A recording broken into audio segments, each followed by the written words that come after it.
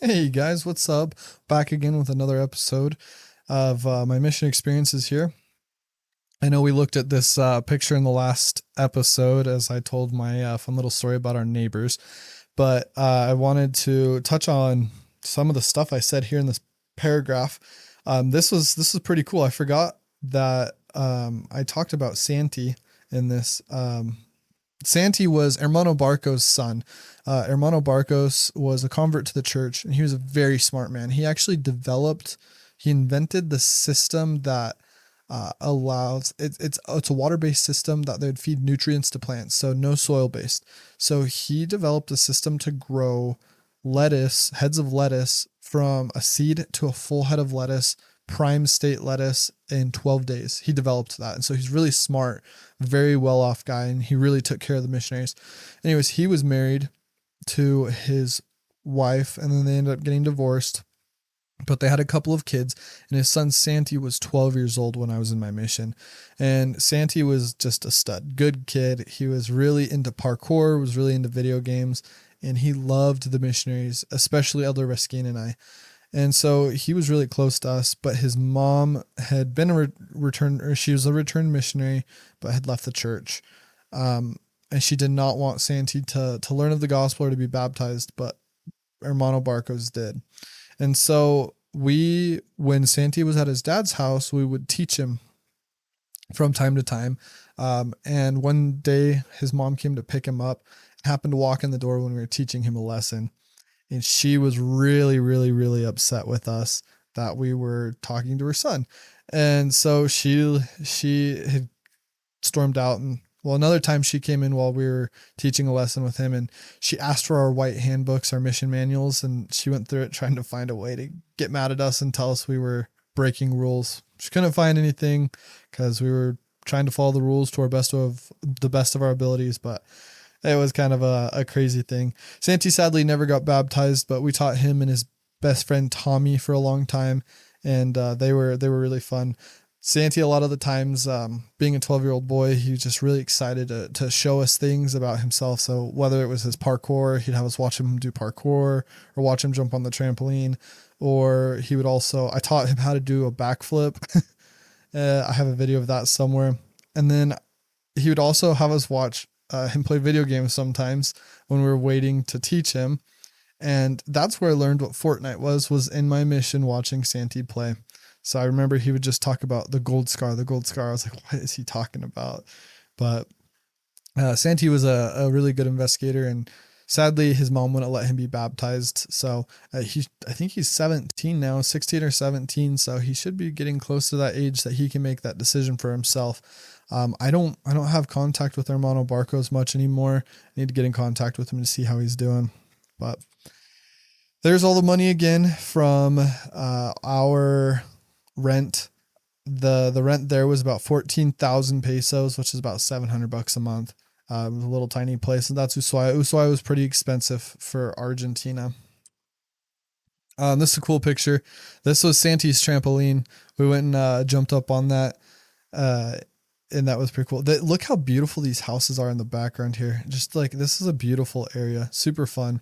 And I think this picture was taken by Hermano Barcos. So these are the sisters. This is Elder Esquine. This is me, Elder McDonald, and then the sister missionaries. So it was kind of fun. We taught Santy how to do a backflip on the trampoline, and then later on I taught him how to do it on the ground, and that was pretty fun. Hermano Barcos, this instance is he was feeding all the missionaries. He'd feed all the missionaries every Thursday, I believe. Maybe it was Tuesday. One of the two. He'd feed us every Tuesday, and he'd always make this guiso, which is like a rice soup mix. It was so good. Ugh, I miss his food. It was so good. So I need to get back and go visit him. He's a amazing man. This was our district. Elder Screen was district leader. And then there was me, and then the Sister Beasley and Sister Olivera. So Ushuaia was a really nice area. It just was a beautiful, beautiful area that we were so lucky to be able to teach in and to just be a part of. I actually traveled to this area with Sister Olivera. She was in Rio Gallegos. We picked her up when I was on the bus to Ushuaia. And so I stayed in Ushuaia the entire time with Sister Olivera. So And then Sister Beasley is a good friend as well. Oops, I actually clicked out of that full screen. Anyways, this is a dog. This dog would follow us all the time. It was so cute. It was so small. It would just like come up and just wanted to be petted all the time. But it would follow us a lot. So I had to take a picture with it. It was pretty funny. So this is a hawk that was on our mailbox one day. I just wanted to take a picture of it because it looked cool. So we'd take a picture out of our window. This is President Salerno and me, and then Sister Malphris. For some reason, they always, I think I mentioned this in another video, but everybody told us that we looked like siblings in the mission. All the Latinos would tell us, like, they'd call me Brother Malphris and they'd call her Sister Passy as a joke. They'd switch our names. But President Salerno, Sister Malphris, this was her last transfer in the mission. And so he said, I need to take a picture with you two before Sister Malphris goes home. And so this is the picture we took together. It was pretty funny. This is, I'm trying to see. No, this is still first transfer. So our first transfer in Ushuaia, we had, I believe, a member of the 70 come, if I remember right. I think we had a member of the 70 come and speak to us. And so all the elders and sisters from Rio Gallegos came to Rio Grande and Rio Gallegos came to the island and had, a conference with us. And so this is where I met Elder Lees. Elder Lees was in Rio Grande, and this is Sister, oh my goodness, why am I having a brain fart right now? No, I can't. I goodness sakes. We're all from Arizona. I'm really good friends with her, and I'm mad at myself that I don't know why I can't remember her name right now. I paused for about 2 seconds on the video and I remember Sister Addington. I do not know why I could not remember Sister Addington's name right there. We used to hang out even after the mission because she just lived down the street from me. And we've always been good friends. I haven't talked to her in a little while now, since I got married, but Sister Addington was awesome as well. So Elder Dixon was from Phoenix. Sister Addington was from Mesa. Elder Lees actually moved into my stake right before I left on my mission. And I didn't know him, but we were sitting there talking one day and I was like, oh, where are you from? He's like, Mesa. I was like, what stake are you in? He's like, Salt River. And I was like, that's my stake. He's like, oh yeah, I moved there at this time. And I was like, that was like a week before I left on my mission. So we got a picture of all the Mesa elders here. Let's see here. Yep. There was the big zone conference. Yeah. And then we had the 70 of area here. I'm trying to remember what his name was. I think it was Packard. Yeah, it was Elder Packard from the 70. Yep, that's he came and we had a really good time. It was a lot of fun. When he came, since they had all the missionaries together, they're like, all right, we're gonna do, like, they call them gripe shots, which was just pretty much like the flu, the Argentine, like the flu that they had down there. So I hate needles with a burning passion, and so every single one of the missionaries got their shots. And then they're like, where's Elder Passy? We need Elder Passy. And I was hiding, like, I did not want to get a shot. And so they sent Elder Paulu. Where is he? He's in here. Oh, right there. Elder Paulu. They sent Elder Paulu to come find me because he was my good buddy. Elder Paulu is like 6'4", and he is just a big dude, just muscular guy. And so he came looking for me. And he found me and he just picked me up, slung me over his shoulder and walked me in the room and then just held me down. And he's like, Elder Passy, you have to get a shot. And I was like, I know. So they're all like, okay, Elder Paulo, I think you can leave now. And the nurse made me take off my shirt and she just stuck me in the arm. It wasn't as bad as I thought it was. I just hate needles and I have a stupid fear of needles. So it was kind of a funny situation there. It's a good laugh now.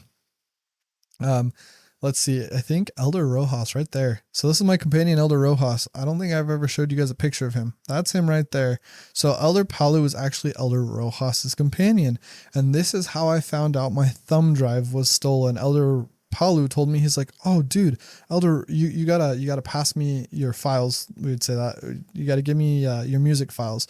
So we were allowed to listen to piano guys in my mission, just the piano music and the cello, and just, it was good music that we could listen to. And so Elder Paulo really liked the piano guys, and I had all the piano guys music on my thumb drive that was stolen from me.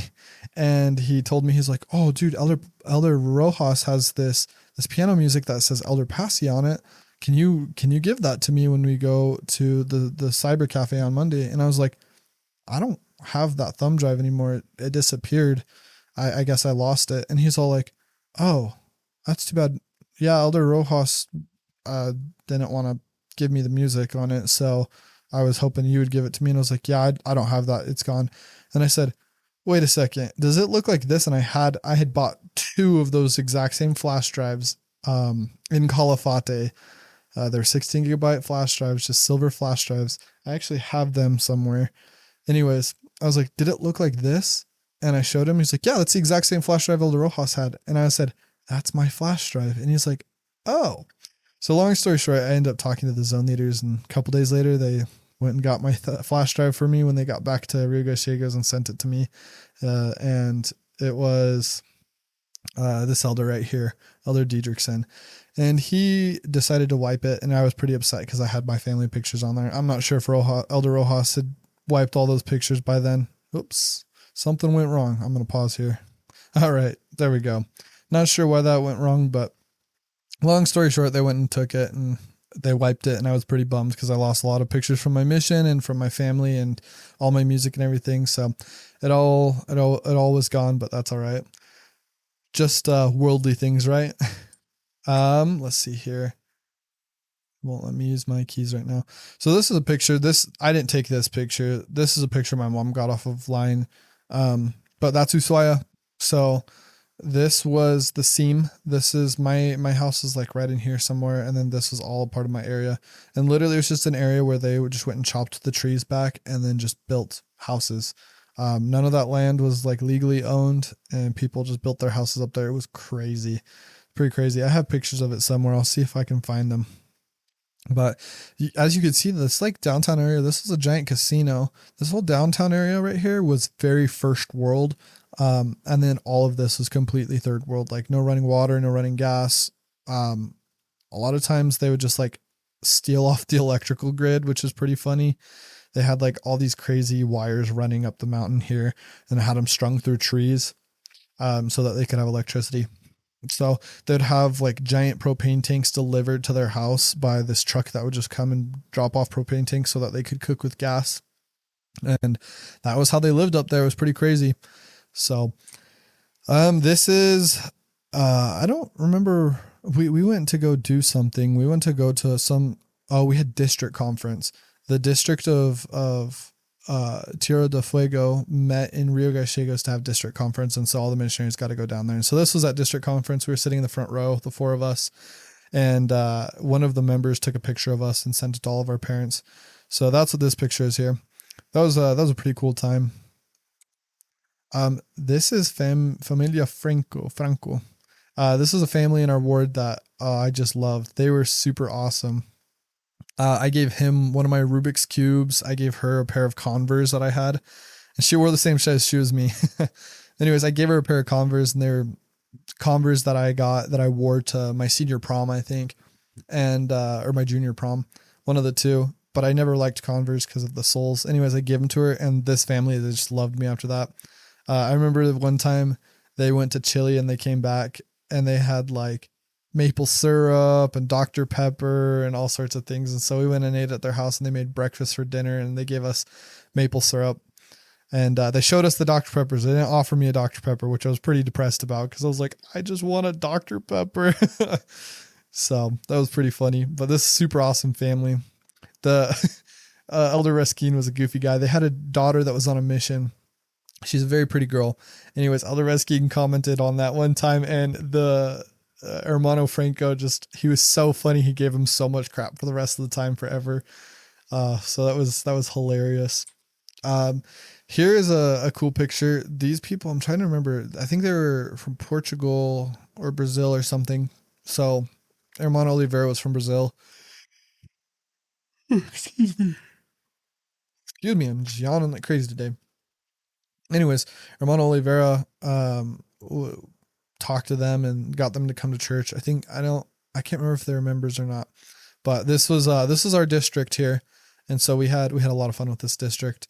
So, we're missing Elder McDonald in this picture, but this is a really cool district. A lot of fun. They really wanted to take pictures with us. These were two of our investigators. They were amazing. I'm trying to remember their last names, but they were just like awesome people. They listened to all of our lessons. They loved our lessons. They'd come to church with us. They came to church with us like constantly. I remember this little girl, I think her name was Luz, and she would always, every time we were at their house, we'd be teaching a lesson. She'd like come up to me and be like, she wanted me to hold her, but I was like, I can't, sorry. So I can't remember their names now. Dang it. That makes me mad. But they were just awesome, an awesome family. And, they were super cool. They were ready to be baptized. The only downside is they were both in the army, and, they didn't want to get married. They'd been together for like 13 years, for a super long time, but they didn't want to get married because of, I don't even know what it was. So they couldn't be baptized because of that. They also had her sister living with them. Her name was Milagros. So yes, her sister Milagros lived with them, and she was super into hearing our lessons, and she come to church with us.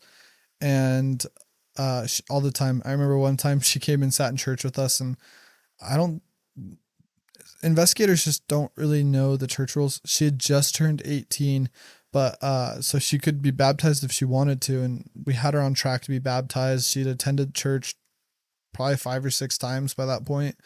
And I remember one time we were sitting in church, and I guess she kind of like got a little embarrassed because of something, and so she like put her arm around Elder Reskin and like laid her face in his shoulder, and his face was like didn't know what to do. She was so embarrassed, and I was like, I'm glad that's not me. So we had to tell her later on, like, oh yeah, we can't like touch you or anything, like sorry that we can't do that. Anyways, this family they were awesome. I really wish that they would have accepted the gospel into their lives, but we love them anyways. So let's see here. This is another family that we taught. They were recent converts. So they were baptized. We were actually teaching her, I think her name was Katie. It was. We were teaching her and her older sister and her mom, who weren't members, but they were, I can't remember if they were her sister or his sister, one of the two. But this family, they had learned the gospel from Elder Christensen and his trainee, and they were married, and then they were baptized together, and they were just a phenomenal family. And so we were doing the follow-up lessons with them after they were baptized to keep them on track, and they were still going to church every week, and they were super cool, great family. I'm not sure if we I took all these pictures with all these families because by this point I had gotten transfer calls. I remember transfer calls came, and the reason I got sent to Ushuaia was kind of a particular one. We had 12 missionaries in my mission that when I was in my first transfer in my mission, they decided to go to a nightclub. Long story short, there was a handful of missionaries that had come forward and said that they'd done that, and they were okay. They figured things out, and they stayed in the mission, and then there were a couple that didn't. And Elder Reskin's companion prior to me was Elder Manrique, who I actually came into the mission with. I guess he hadn't come forward, and he had gone, and so he got sent home from the mission. Which everybody makes mistakes, and that's all right. But that's how I got to Ushuaia. I went in his place after that all had happened. And Elder Reskin had been in Ushuaia for 2 transfers. And a lot of missionaries, they like, once they got to Ushuaia, they wanted to stay in Ushuaia. And so we had, I'm trying to remember the exact number. We had almost 40 missionaries go home in the space of 2 transfers. Some for that issue of going to the nightclub, and others for they'd finished their missions. And so because of that, there were over 40 missionaries. I think there were 46 or 48 missionaries total that had gone home in the space of 12 weeks, which is a lot. That's a lot of missionaries to go home in that amount of time. And so due to that, they had to close a lot of areas in our mission. Calafate closed. My area that I'm serving in right here closed. Centro Se, Andino, another area in Ushuaia had to close an area. Monte Olivia had to close an area. Lots of other areas in the mission had to close because we just didn't have enough missionaries. At one point in our mission, for a mission that took up 1/3 of Argentina, we only had 99 missionaries or 98 missionaries. And so we were really lacking a lot of missionaries.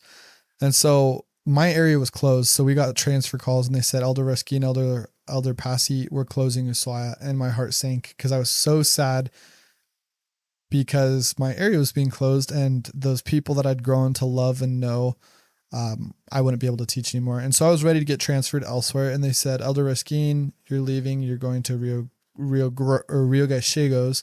Elder Passy, you're going to Ushuaia, Montelivia A.